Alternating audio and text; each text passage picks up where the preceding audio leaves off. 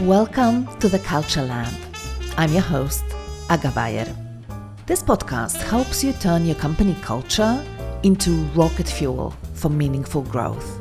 It gives you the tools and inspiration to make work synonymous with fun, meaning, and belonging.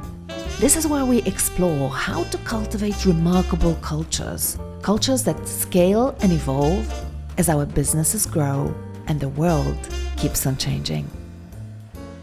And I think that's often how we begin this work, is by waking up to different realities of people that are not like us, right? We learn about other people's struggles and then we become fired up. We become enraged at the injustice that people have to experience, and we want to be there to help. But then the second part of the wake up is us waking up to ourselves. It's not only our waking up to other people's struggles, but understanding how we have been complicit, how we uphold the systems that we are so quick to denounce in ways that we may not even be realizing, and also the kinds of power that we have to be able to transform ourselves in order to transform the world. Hey friends, welcome to episode 122 of the CultureLab podcast. This episode is brought to you by CultureBrained, a one-of-a-kind accelerator program where culture leaders get hands-on support and guidance on how to reach their goals faster, especially now in this brave new world of remote and hybrid work. CultureBrained connects you with outstanding peers on the same journey, but also with world-class experts, including people you know from the show. And they all help you identify and implement new, better ways of creating a culture where people do their best work. Check it out at tinyurl.com/culturebrained. And no need to write it down. There's a link in the show notes. If you are a regular listener, you have probably realized that we are running a series on diversity, equity, and inclusion. The first interview we released was with Minda Harts, one of the leading voices in the space. And then we had our monthly deep dive with Shani. We're also devoting the entire September in the CultureBrained community to how we can move from performative gestures to real, lasting change. And we're exploring the DI initiatives that actually work and make a difference. Today's guest is Michelle MiJung Kim, a queer Korean-American immigrant woman, writer, speaker, and activist. She's the award-winning author of The Wake Up, Closing the Gap Between Good Intentions and Real Change, and co-founder of Awaken. Michelle has been a lifelong social justice activist and currently serves on the board of Asian Americans for Civil Rights and Equality. Her work has appeared on world-renowned platforms such as Harvard Business Review and the New York Times, and she was named LinkedIn's top voice in racial equity and Medium's top writer in diversity. She lives in Oakland, California. Michelle and I talk about her growing up as a daughter of an undocumented Korean immigrant father in the US and the impact that it had on her worldview and career. We talk about the hidden stories that might shape us and the importance of waking up to other people's struggles. We talk about the value of grounding ourselves in our why when it comes to the DI work. And we also cover practical ways to influence change in the workplace and creating a sustainable movement. So, with no further ado, here is Michelle MiJung Kim. Hello, everyone. My name is Michelle MiJung Kim. I am the author of The Wake Up, Closing the Gap Between Good Intentions and Real Change, co-founder and CEO of Awaken, and an activist. Michelle, thank you for joining us today. Welcome to the CultureLab. Thanks for having me. I ask the same question at the beginning of every interview, and so our listeners know it by heart by now, but you probably don't. I want to know, what were the early cultural influences that shaped you as a person? How did you grow up? Thank you for that question. I appreciate it because so much of my work is through the lens of our lived experiences. So even when people don't ask me, I like to lead with some of my influences and the way that I grew up, because that impacted the way that I do the work and the way that I see the world. Was born and raised in South Korea, and I moved to this country when I was 13. I grew up with a dad who was undocumented for over 10 years in the States, and we were low income. So those factors contributed a lot to how I experienced the world, how I saw the world play out, and sort of getting an understanding of how systems are structured to treat people who were like my dad, who didn't speak English, who didn't have money, who was undocumented, and the way that he was exploited, and just went through a lot of challenges as someone who was just trying to survive.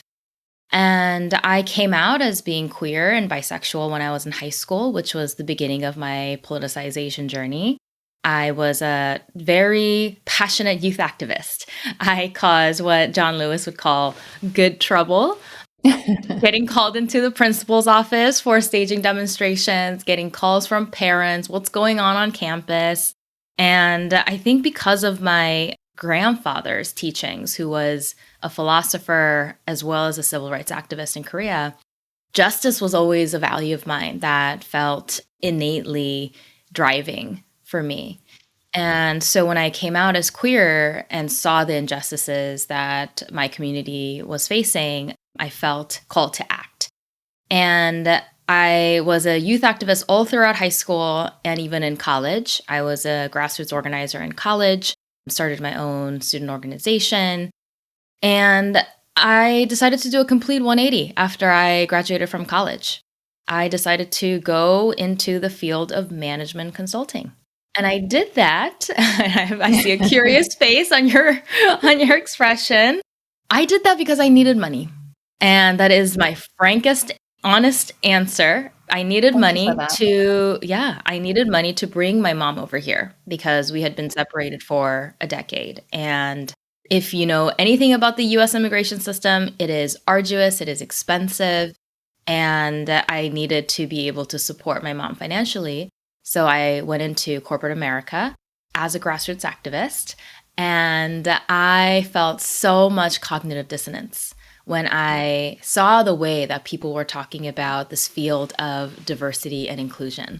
It felt so different than the social justice work that I was used to doing.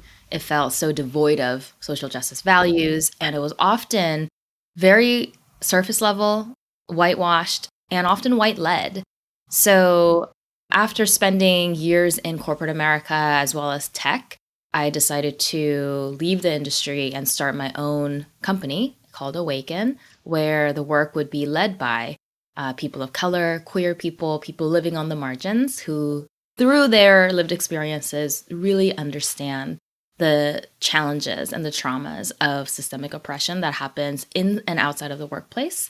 And I've been facilitating conversations, consulting, and meeting with executive leaders to create a much more just and equitable organizations everywhere, which all of the lessons that I have learned in my life, as well as through my work professionally, is what is captured in my book, The Wake Up. Thank you for sharing your story, first of all. What a story. And I can tell how much determination and grit it took to get to where you are today. And it makes total sense to me that you would end up in the space where you are right now, having the experiences that you had. Before we move forward, I'm really curious about that early experience growing up, as you say, as a daughter of an undocumented father, as someone who is struggling, whose family is struggling financially. What was the worldview that you developed back then? Because I think for a lot of people, they can't even imagine what it's like and what sort of worldview people in those situations have. The worldview that I developed through the struggles that I had as an immigrant myself and as a daughter of an undocumented low-income person is that we have to try really hard to survive. That the world is not necessarily set up in such a way that affords people who are marginalized a sense of ease or safety, or even the feeling of us deserving certain things. So I think my entire life I lived to prove that I am worthy of respect, that I'm worthy of dignity, that my dad is worthy of dignity, even if he speaks with a thick Asian accent. And I think because of that survival shaping, I also pushed myself to the brink of being a high achieving, exceptional student, exceptional employee who could not afford to fail. And I think those types of traumatic experiences have shaped so many of marginalized people's tendencies to not allow ourselves to rest, not believe that abundance is possible because we are so used to living in scarcity and being taken advantage by the systems that we're not designed for people like us. But that also gave me the insight that in order for us to create any type of change, our perspectives, our lived experiences and wisdom are a necessity because we understand so intimately how these systems are designed to harm and traumatize certain groups of people. And I've also seen so much beauty in the way that people organize collectively to take care of one another in the absence of systemic care. So I think that's also a huge way that my worldview has been shaped is not only through the struggles, but also the possibility that could emerge when people who don't have a lot given to them by the systems can collectively organize and take care of one another. Yeah, it's beautiful. I think that, one word that came to my mind as I was listening to you talking about that community is solidarity. That's right. And I think in a way that's the blessing in disguise in situations like that. And I think a lot of privileged people don't have that. They don't have that sense of solidarity, that sense of community, that sense of tribe that people from marginalized communities need to find in order to survive. That's right. Because you really can't survive without those allies and people who will support you. And I'm curious if that was a factor in your coming out story. What was that like? Because you grow up as someone who, as you said, basically has this worldview of I need to struggle to survive and I'm on the margin of the society and I need to prove my worth.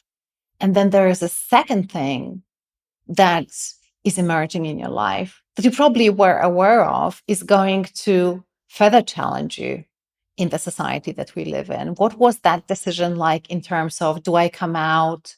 How do I share my sexuality with the world? Can you talk to me a little bit about that journey?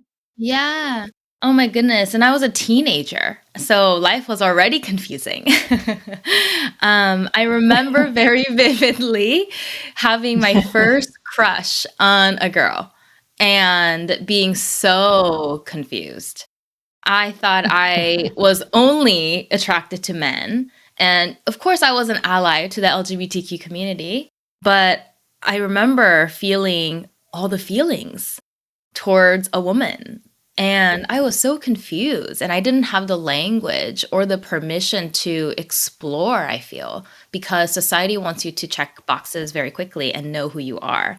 And part of my journey was allowing myself the time and space to explore my sexuality in such a way that it's okay if you stay in the gray zone a little bit around questioning or being bisexual, being pansexual. So I played around a lot with my own identity, the labels that I feel empowered by and comfortable with. And to your point around community and solidarity, that was a huge component for me. So when I was questioning my own sexuality, I went to my biology teacher, who was an openly gay person. She was lesbian and she talked very openly about her identity as something that shaped her. And she wanted to create a safe classroom space for her. So what I ended up doing is talk to her about my confusion. I don't know if I feel comfortable calling myself gay, lesbian, bisexual. I don't know yet, but I'm having these feelings and I don't know who to share it with. And little did I know, there was already an underground support group at my high school led by a counselor who would create these safe spaces for students to explore their sexual orientation and talk about their challenges, because so many students in my high school were not out, did not feel safe coming out to their family members. I know someone who came out and was disowned and kicked out by their families. So those risks were so real for them. I found this group of support system and people who or on similar journeys as mine, or who've been, in this journey for much longer than me. And they held me. They were bearing witness to my own journey and my own coming to my own identity, and being there for me to be able to feel okay being who I am without having to defend, having to prove that I'm worthy of their care and love and respect. And it's such a fundamental human right to be seen and accepted for who we are. And yet, as your story illustrates, of course, it's not a given. And it's heartbreaking that people need to struggle to find places in their lives where they can be accepted for who they are and feel safe enough to even open up about their feelings and how they think or their background. I really appreciate you sharing this story with us, because I'm sure it makes a lot of people feel seen and identify with that. It's very inspiring. Thank you. I want us to dive into some of the key parts of your book. It's pretty clear, I think, to me, and I'm sure to our listeners as well, how your journey would lead you to writing The Wake Up. I want to start with a question about hidden stories. I suppose, in a way, your story, the things that you've shared with us, is part of that. In your book, talk about uncovering hidden stories. Can you talk a little bit about that concept and why it's important and how it's relevant to everyone who might be listening? Absolutely. So when you asked me about my journey, the things that I shared with you were a series of challenges that I had to overcome, because those are the experiences that I can vividly recall in my memory. And so oftentimes when people ask me about my journey, those are the stories that I tell, right? These are the challenges that I've had to overcome. This is who I am. Hidden stories are the stories that I may not have lived, but that are still part of my story that have shaped who I am as a person. Hidden stories are the experiences that we may not remember because we did not actually experience them, but that have to be told in conjunction to be able to tell the whole story. So, for example, growing up low income, I didn't have health insurance all throughout high school. We couldn't afford it. So I can very vividly recall being woken up at 4 a.m. by my dad, who needed to take me to the hospital. But instead of taking me to a nearby hospital, he would drive an hour and a half to a near town clinic that was by the border, that was run by a Vietnamese doctor who would accept $20 flat, cash only. And they will see you, give you a bottle of medication that sometimes was labeled, sometimes not, and an injection, and you would mysteriously feel a little bit better. And while I remember that story, I don't ever have to remember experiences of being misgendered or mistreated because of my perceived gender identity, because I identify as a cisgender woman. I am a feminine presenting person. So I very rarely have to worry about that aspect in healthcare, that I'm going to be mistreated because of my gender identity. While I remember very vividly being called a dyke on the street when I'm holding a woman's hand or kissing a woman in the streets, the stares of strangers, I can still recall the uncomfortable feeling that I would have in those moments. But what I don't ever have to remember is having to worry about being pulled over by a cop on my way to the date and never being able to make it, because I am a fair-skinned East Asian woman who is rarely perceived as being threatening to law enforcement.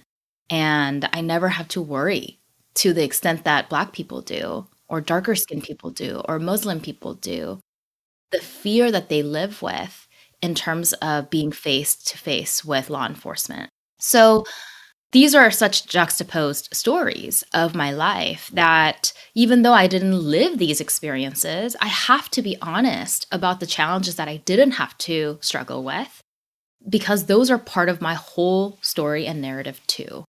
So what I encourage people to do is not only understanding your traumas and what you have had to overcome, but what are some of the stories that you may not be aware that are also part of your story, right? Because just because we have all of these different multidimensional stories, it doesn't diminish the stories of struggles being overcome in our lives, but it only enriches the way that we can be honest about who we are, how we walk through life, so that we can be more principled and aware when we come to the table to be in solidarity with different groups of people.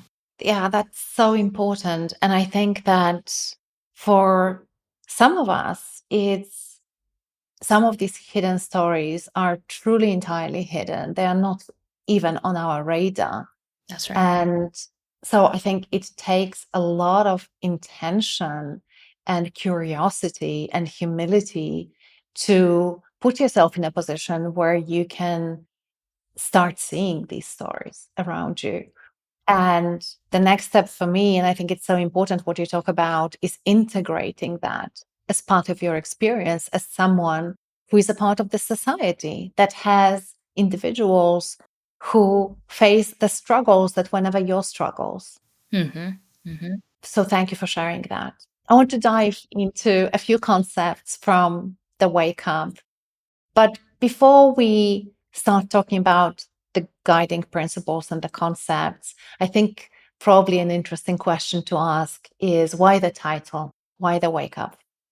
I chose the title The Wake Up for two reasons. Because I wrote this book at a time when so many people were waking up to this reality of systemic injustice that many people have been living in, but they were just becoming aware of it. So it was summer of 2020 is when I decided to write this book. And September 21 is when it came out. And during that time, there was so many newly politicized people coming to the forefront and saying, I want to be a part of this movement because of the murder of George Floyd, because of anti-Asian violence that we were seeing. And so many people felt motivated and inspired to join.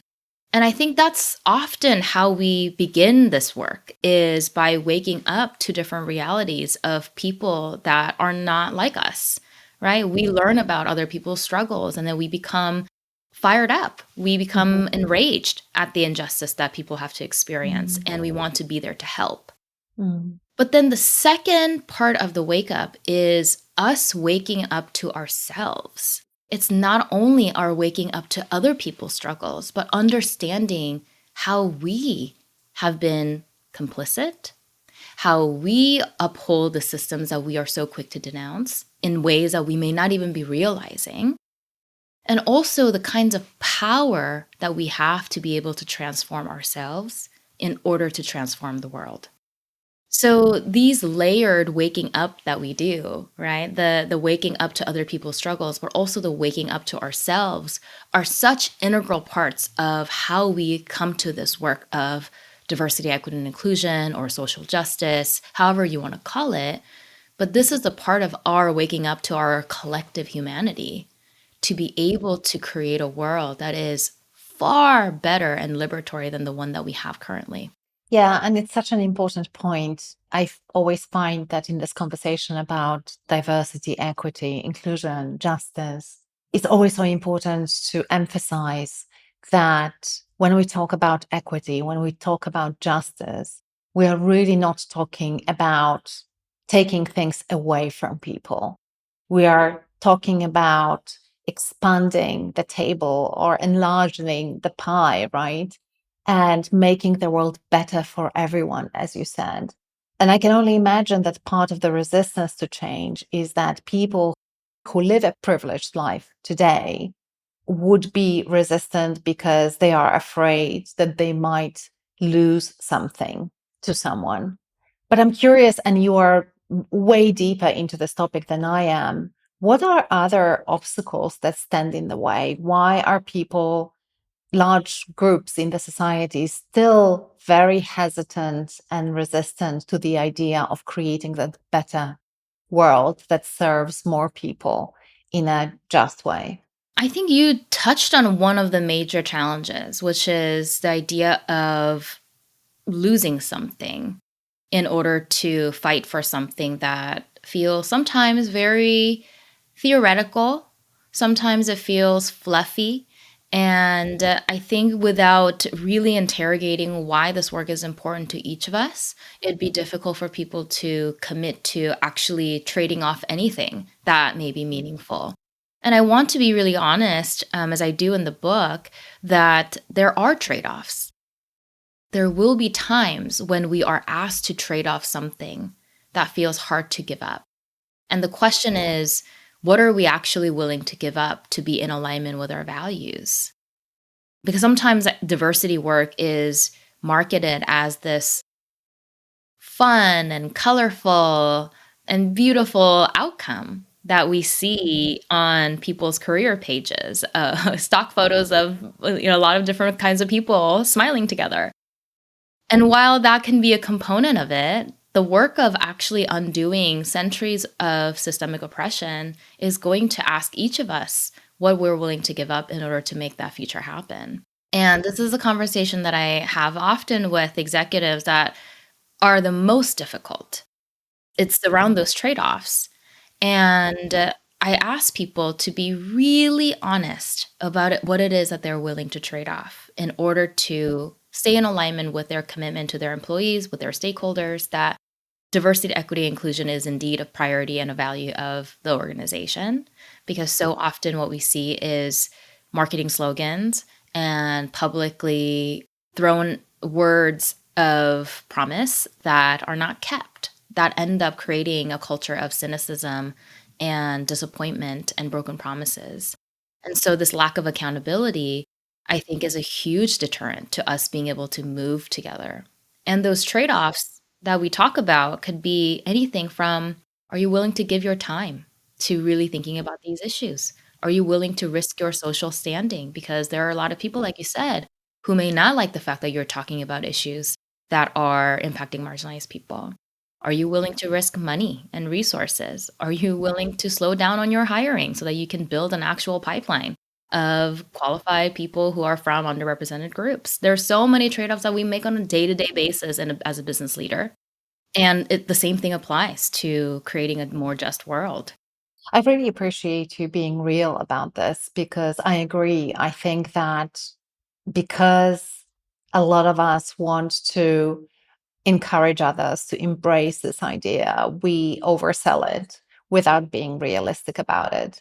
And as you say, because then you cannot really keep the promises and fulfill the expectations, it breeds cynicism and backfires.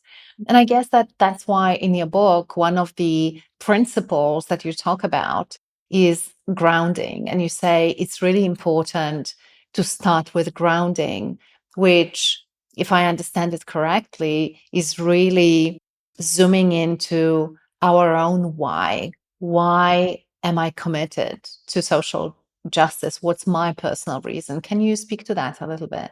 Yes, absolutely. I think asking ourselves why this work is important to us is such an important step to ground us throughout the journey. I have seen so many organizations fail to identify a why that actually resonates with people. It's almost become this business best practice to talk about the business case for diversity. A lot of leaders have memorized these lines from marketing teams that says diverse teams are more innovative. It's more likely to lead us to be more profitable. And absolutely, there are research after research that have shown that diverse teams perform at a higher level. But people often don't understand the trade-offs that come with having a diverse team, where there's going to be also more inherent conflict, which is why there is more innovation, because of the inherent conflict that comes from having diverse perspectives. But this reliance on the business case, for me, is a tricky one because, one, I found that when business leaders rely on the business case to push for diversity, equity, and inclusion initiatives, it is very short-lived. As soon as we see the ROI not matching up with our expectation, in the time span that we want. People are quick to give up on the initiative altogether. Or when there is an economic downturn and it doesn't make sense to prioritize initiatives that don't bring in cash right away, then people are also quick to give up on DEI first thing. So this reliance on the business case prioritizes profit over people every single time, because that is what we are creating the paradigm to do. And ultimately, what I argue is that we cannot expect social justice outcomes to come from a why that is rooted in capitalism, where we are continuing the pattern of commodifying people and seeing people's worthiness only through the lens of profit. And then another why that's popular amongst all people of good intentions is I do this work because I'm a good person, right? I want to do this work because I care about people who are less fortunate than me. And I, out of the goodness of my heart, want to be there for folks. And while I think this is better than the business case, I think it can also quickly turn into a very dangerous trap of seeing ourselves as saviors and martyrs and one-dimensionally good people who are simply trying to do work that is seen as something that's coming out of our goodwill and that's dependent on our goodwill, which becomes really challenging to continue to pursue when there are trade-offs that you need to make. And also, it has the tendency of rendering this very principled and meaningful work into charity work. When we ourselves are complicit in creating these systems and injustices and upholding these patterns, it distances us from the problems that we're actually all part of. So I think both of these whys can be very damaging in terms of creating a sustainable movement. So then I talk about the why that is so much more grounding and sustainable, which is a why that involves all of us. It's a why that is honest about our role in the systems, as well as the ways in which we are impacted by the same systems of oppression.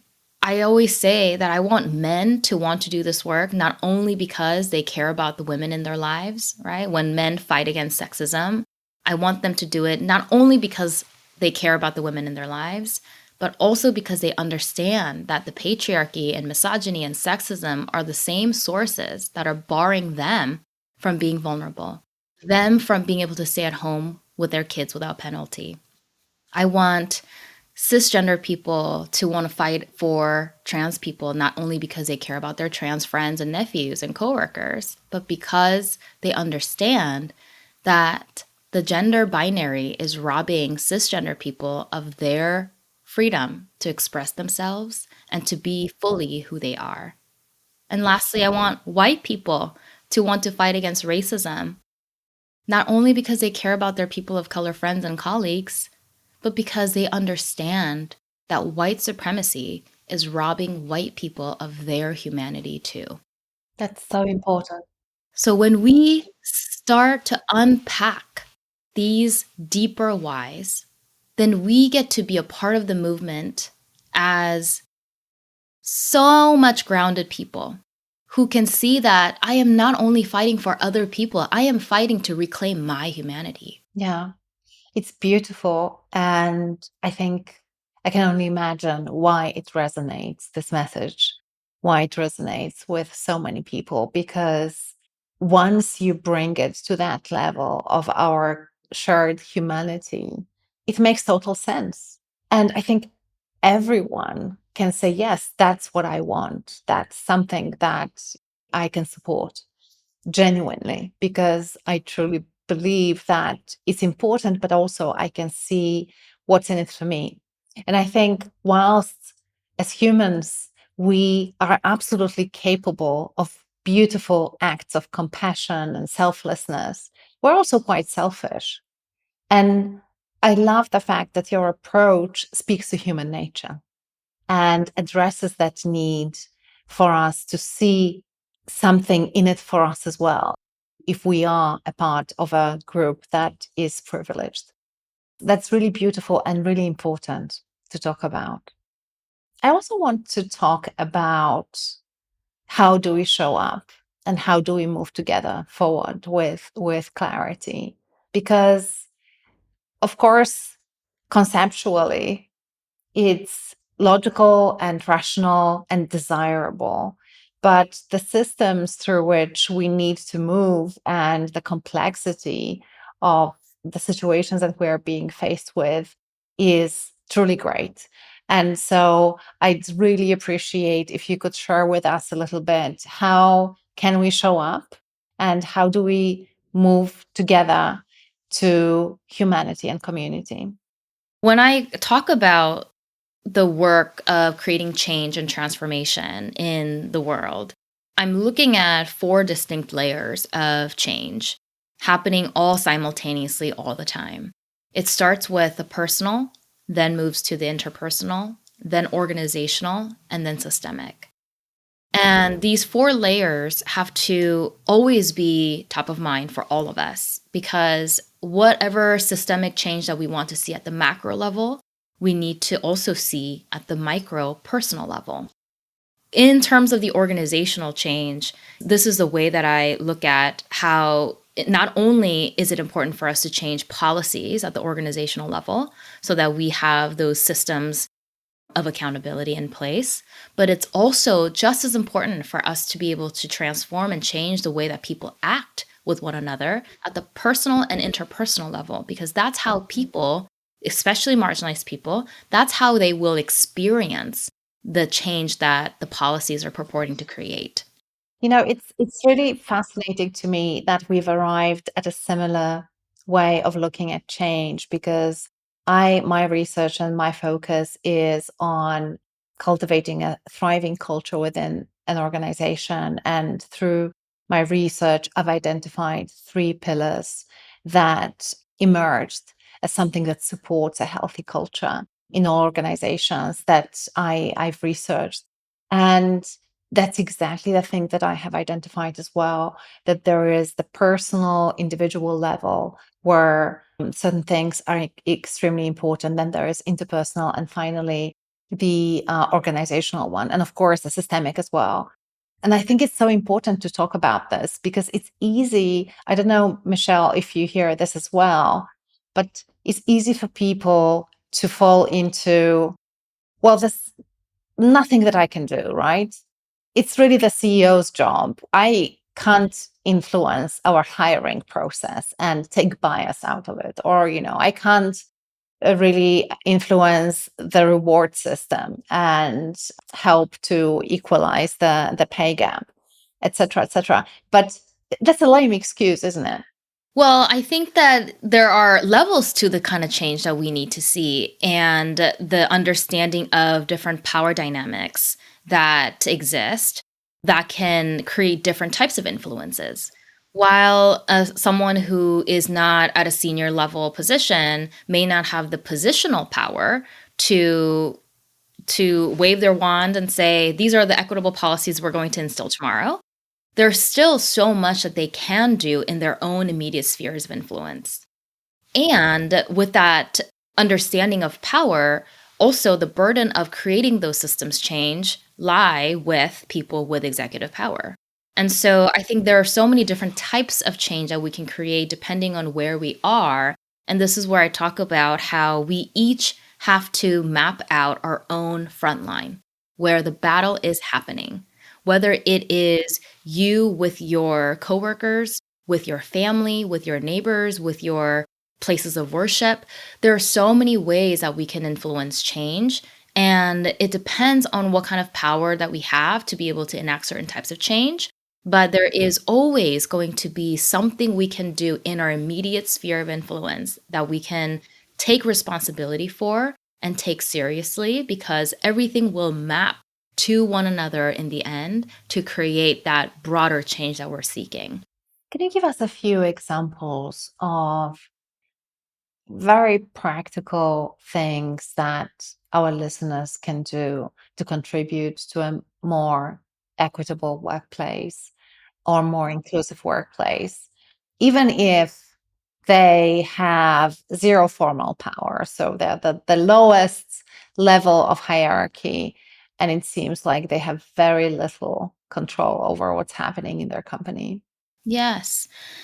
One of the things that people struggle with the most is being able to listen to feedback and to adjust the way that they behave with one another to create a space where people can feel safe.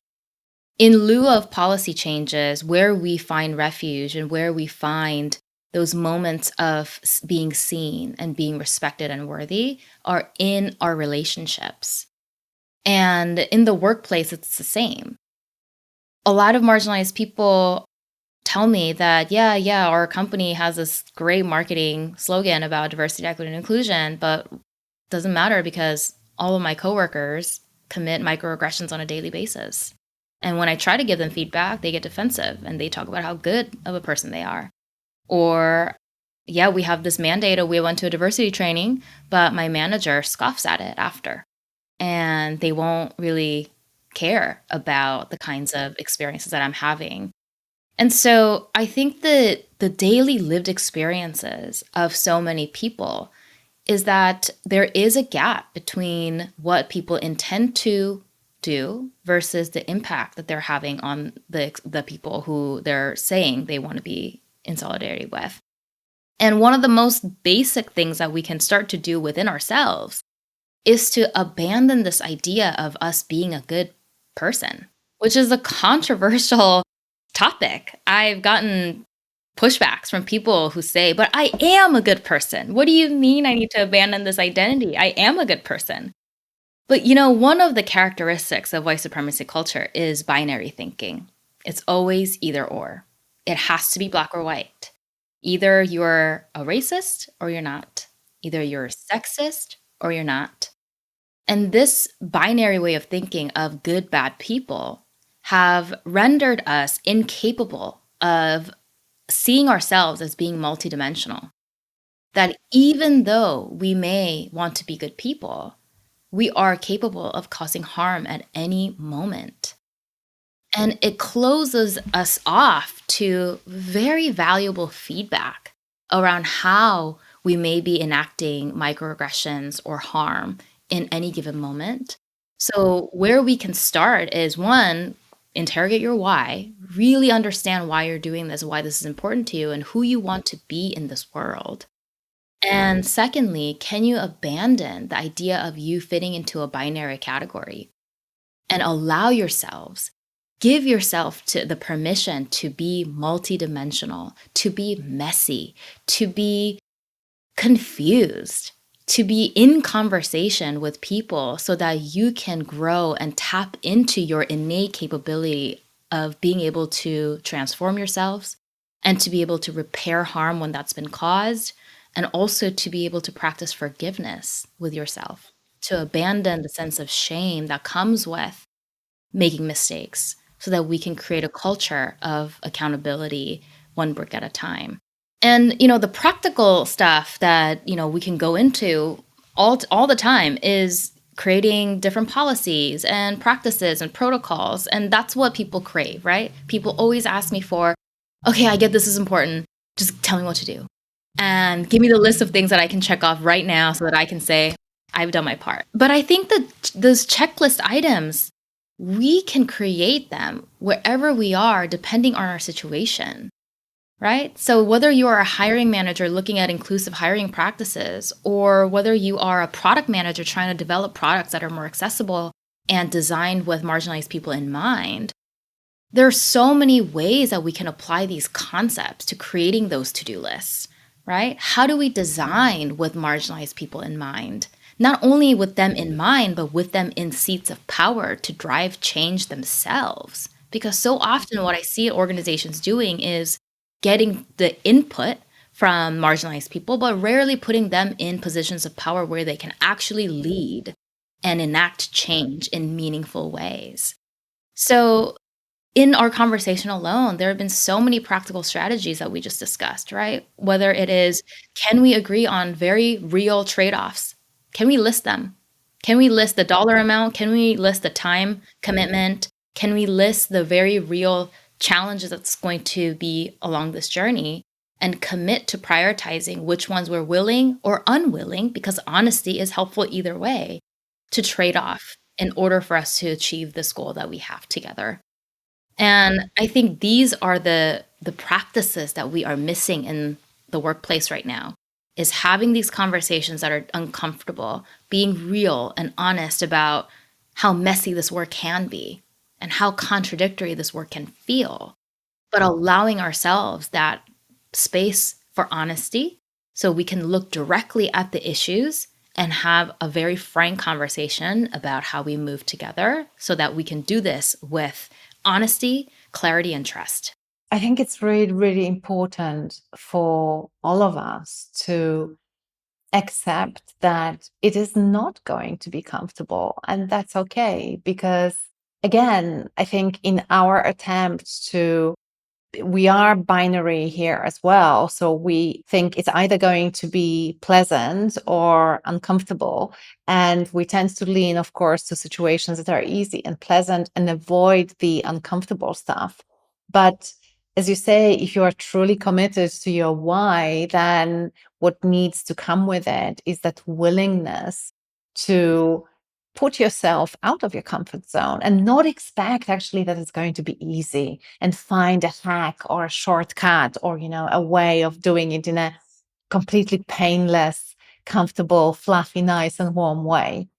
In your experience, is there, because I'm sure that people have asked you, like, how can we make the process easier? And, how can we make it easier for our people so that they engage in these conversations and embark on this journey with more engagement?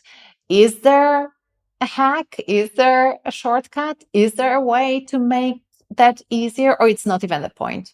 I have a couple different thoughts. So, one, I don't think this work will ever be easy, because if it was easy, we would have done it by now. And so the inherent challenges that come with trying to create change of any kind, but especially one that has been so deeply ingrained in our society and culture and history, is going to come with challenges. And I think what can alleviate some of that pain is doing this in community, not doing this alone, and finding refuge and comfort and support with like-minded, values-aligned people who can support and cheer you on along the way. I think that's a hack. And you talked about the discomfort that's so inherent in this work, and something that can be helpful for people to keep in mind is how we put that discomfort into perspective. Oftentimes, we conflate the idea of discomfort with a lack of safety. And we often end up replicating this pattern of prioritizing the comfort of the most privileged rather than the safety of the most marginalized. So when we are trading off our comfort, we must remind ourselves why we're doing that. It's because on the other side is someone's safety on the line. When we don't speak up, when something is said in the room that perpetuates some biases, whether it's racist comments or sexist comments, when we don't intervene in that moment, what is at risk is the safety of another person, not only discomfort or displeasure, right? So I think having that perspective can help us to have a little bit more courage to speak up and do the thing that we know will get us closer to that vision. I really appreciate this perspective, Michelle. Thank you so much. I wish we had more time. I As know, usual, keep we going have a good forever. conversation.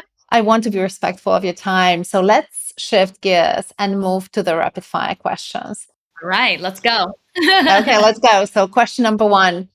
CultureBrained, the company that I'm running, we're on a mission to make work synonymous with fun, meaning, and belonging. And I'm curious, what would be your number one tip to bring more equity and belonging to the workplace?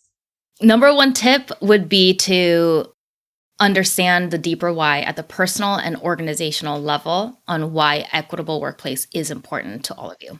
What is the sign, or perhaps signs, plural, that show us that a company's approach to diversity and inclusion needs some work, or perhaps even a major overhaul? I think the easiest sign is the lived experiences of marginalized people in the workplace and what they are observing and feeling and experiencing. That can come through multiple points of data, quantitative and qualitative, but really focusing on the most marginalized people in the organization to get the data would be the fastest way. Are there any companies that you admire for their DEI initiatives or for their culture? And if yes, why? The depressing answer is no. But the practical answer is that companies are made up of so many different types of people, and our experiences don't often mirror the entirety of the company's culture. So I think it really depends on the leaders and the immediate teams that people are part of that signal how equitable or inclusive a team experience is. So there's no single company that I admire or recommend as a shining example. But there are so many leaders that I do admire who's doing this challenging but purposeful work of creating a more inclusive and equitable workplace culture. Give us a recommendation for a book. And mine would be your book for sure, The Wake Up. But if you were to give a book written by someone else that will really shed light on how to create a more diverse, equitable, and inclusive workplace, what is your one recommendation? A book that really helped me to articulate some of these challenges and issues in a very human way is Resmaa Menakem's book that talks about racial trauma. And it's very different than a typical business book that I would recommend to business leaders. But I think it's an important one for us to really humanize this work, because at the end of the day, what we're doing is human work, trauma work. And it's called My Grandmother's Hands by Resmaa Menakem. That really helps us to get into the body, to understand that trauma lives within our bodies and we need to metabolize them to be restoring our humanity together. Final question. What is one question that I haven't asked you yet, but should have? The question that I grapple a lot with is how people who are doing this work, who hold so many marginalized identities, can sustain themselves in this work without burning out, without exhausting themselves to the ground, because that was a story of me. I became incredibly depressed and exhausted and burnt out while doing this work a couple of years ago. And I think this work really pushes people to the brink because of its importance. And in the process, we make ourselves expendable. And I just want to remind everybody who's listening who may be on the verge of breaking down because they're exhausted to rest so that you can restore yourself and to practice the belief that is so fundamental that we all are deserving and worthy of rest and freedom and healing, and that us making ourselves expendable in the name of equity and justice is actually counter to what it is that we're trying to see in the world. And we must do the work of caring for ourselves at the same time as transforming the world together. So that would be my last sort of closing thought and reminder. Wonderful reminder, Michelle. Thank you so much for it. And finally, I'd love to know if our listeners are curious and want to learn more about you, about your work. Perhaps you have put something out in the world that you want people to find out about. What now is the planned zone? Basically, tell us what you are passionate about and where can people find you? Well, you can find a lot of my work on my website, MichelleMiJungKim.com. And I also share a lot of my late night musings and thoughts and questions on Instagram and LinkedIn. So you can follow me on Instagram at Michelle Kim Kim, or you can connect with me on LinkedIn to follow some of my updates and thoughts that I'm sharing about current events. And my paper book came out this year. So the Wake Up is now available in paperback that comes with a discussion guide. And something that I find so meaningful is people going through the book with a community, right? With other people who are also values aligned so that they can grapple with these tough questions together. And so these guiding questions hopefully will be a useful tool and resource for people who are wanting to engage beyond just reading a book and doing something afterwards in an action-oriented way. So pick it up if you can. Okay, fantastic. So we're going to put all the links in the show notes. Michelle, thank you so much for being here. I really appreciate the work that you are doing and the impact that you are making in the world. We really need it. And thank you for your generosity, for being here, for your time. I really appreciate you. Thank you so much. This has been a pleasure.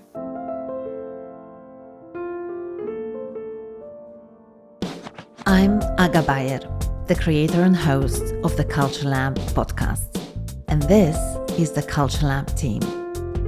Anis El Nabarawi, production manager. Sound producer, Heather McPherson, Twisted Spur Media.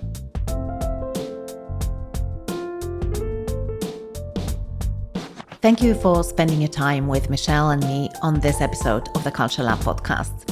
If you found this chat insightful, inspiring, or useful, and I'm guessing you did since you're still here, then I think you'll love the conversation that I had with Minda Harts, and also our deep dive with Shani Person. You can find the links in the show notes.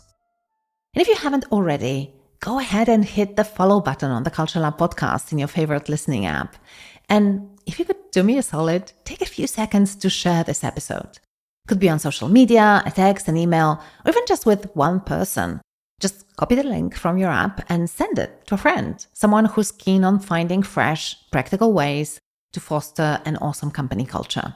And maybe ask them to give it a listen and then get together and chat about it. Because when podcasts like this spark conversations and these conversations turn into actions, that's when we start making real changes in the workplace together. And if you are looking to dig deeper into these topics and connect with others who are shaping the culture within their organizations, consider joining CultureBrained.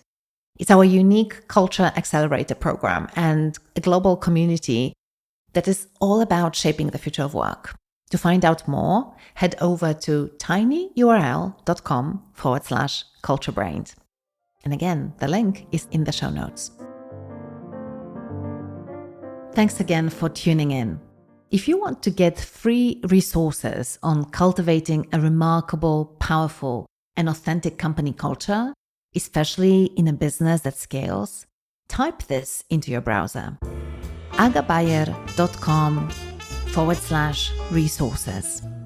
If you haven't subscribed to the CultureLab yet, please do it now. That's the best way you can support our work. And finally, we would be ever so grateful if you could rate and review our podcast on the platform that you listen to. Thank you, and you are amazing for listening to this point. Not many people do.